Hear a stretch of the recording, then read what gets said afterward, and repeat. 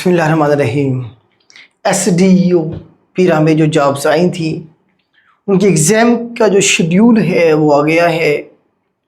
तो कौन सा पेपर पहले होने जा रहा है इसके बारे में PPSC ने नोटिफिकेशन जारी किया है। नोटिफिकेशन को ज़रा हम पढ़ते हैं। एक तो फ़ेज़ 1 ज़रा देखें, फ़ेज़ 1 में कौन कौन से एग्ज़ाम हैं। फ़ेज़ 1 में आपका एक GK का पेपर है 100 नंबर का MCQs टाइप, और दूसरा पेपर आपका पीरा लॉ के हवाले से है, ये भी MCQs टाइप है और ये भी 100 मार्क्स का है। तो फ़ेज़ 1 में ये 2 एग्ज़ाम हैं। अब फ़ेज़ 1 के भी दोनों एग्ज़ाम नहीं कंडक्ट कर रहा PPSC, एक एग्ज़ाम कंडक्ट करने जा रहा है। किसी ने मशवरा दे दिया होगा कि जी लॉ का एग्ज़ाम पहले कंडक्ट कर लें, उसमें जो है ना जी एक फ़िल्टर लग जाएगा, बहुत सारे लोग निकल जाएंगे, उसके बाद दूसरा एग्ज़ाम ले लेना, जो बच्चे बचेंगे उनके फिर ऐसे का इम्तिहान ले लेना, क्योंकि ऐसे के इम्तिहान को चेक करने में टाइम लगता है और मैनुअली चेक करना होता है। ठीक है, ये तो कंप्यूटर ने चेक करना होता है ना MCQs टाइप। तो कमीशन ने अनाउंस किया जी, it is hereby inform to all candidate that in phase 1 paper 3, कौन सा पेपर, तीसरा पेपर, कौन सा, law relevant to pira for the post of sub divisional enforcement officer SDO held on 11/10। तो 11 अक्टूबर को होने जा रहा है लॉ वाला, सिर्फ लॉ वाला पेपर 100 नंबर का। ठीक है, मतलब GK वाला नहीं होगा।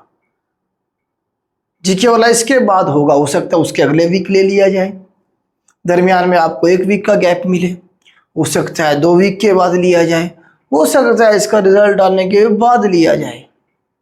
लेकिन मेरा ये ख्याल है, मेरा ये अंदाज़ा है कि इसके फ़ौरन बाद ये एग्ज़ाम जो लॉ वाला है ये कंडक्ट कर लिया जाएगा।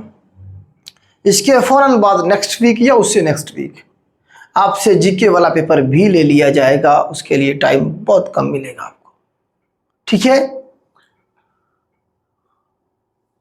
11 को है और 12 को है, 12 की डेट भी है।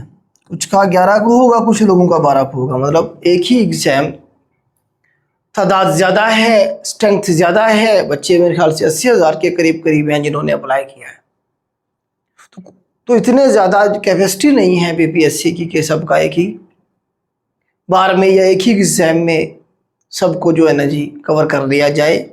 इतनी कैपेसिटी नहीं, हालांकि कैपेसिटी होनी चाहिए PPSC की।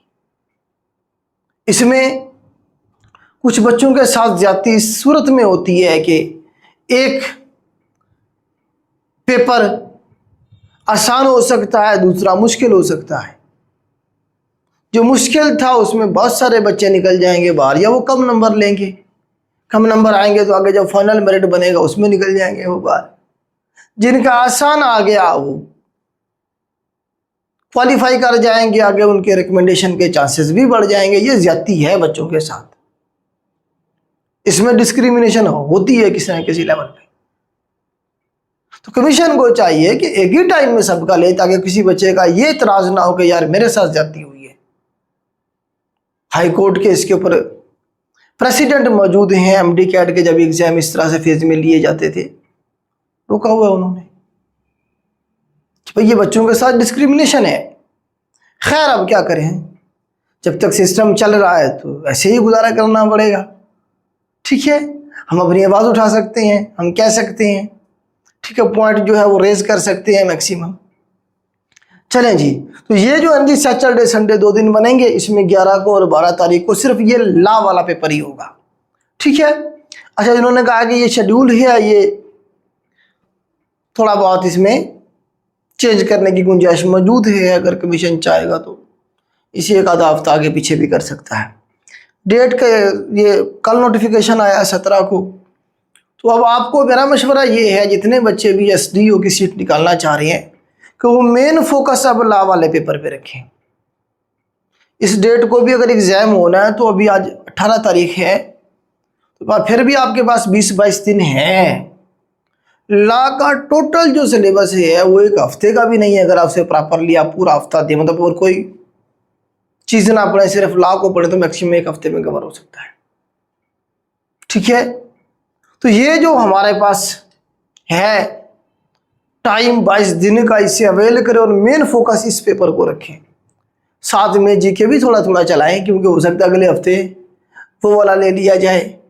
मेरिट तो सबको इकट्ठे मिला के बनेगा ना। एक पेपर में आप अच्छा परफॉर्म करें, दूसरे में आप परफॉर्म ही ना करें तो फिर बात तो वहीं जा पड़ेगी।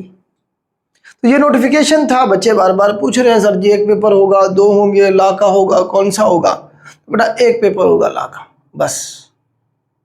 ठीक है।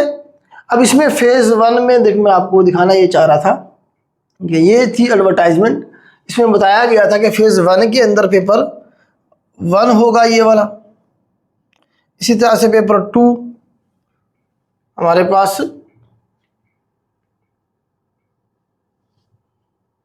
ये तो ला का, हाँ ला का पोर्शन है। इसमें जो है ना, आप देखें कि जो जीके वाला पेपर है ये फेज 1 में ये, और ये ला के आपके एक्ट हैं जहाँ से पेपर बनेगा। इसके अंदर आप देखें कि जनरल कॉन्स्टिट्यूशन जो है उसके हवाले से पोर्शन है, फिर पीपीसी और सीआरपीसी का कुछ पोर्शन है, कुछ पोर्शन है, सारा नहीं है, मेंशन है उसके अंदर। इसी तरह से पीरा के रेलिवेंट जो लॉज हैं वो बताए गए हैं, जिसमें पीरा एक्ट है 2024 का, उसके बाद प्रेस कंट्रोल है, उसके बाद होल्डिंग एक्ट है, लैंड एक्विजिशन एक्ट है, इसके अंदर लैंड रेवेन्यू एक्ट है, टेनेंसी एक्ट है, और इसी तरह से एनफोर्समेंट रेगुलेटरी अथॉरिटी के जो रूल्स हैं 2025 के, उसके हवाले से भी कुछ पोर्शन है। तो ये बेटा आपका पोर्शन होगा जिसका आपका 11 और 12 तारीख को एग्जाम होने जा रहा है। ठीक है, आज के लिए इतना ही। अल्लाह हाफिज़।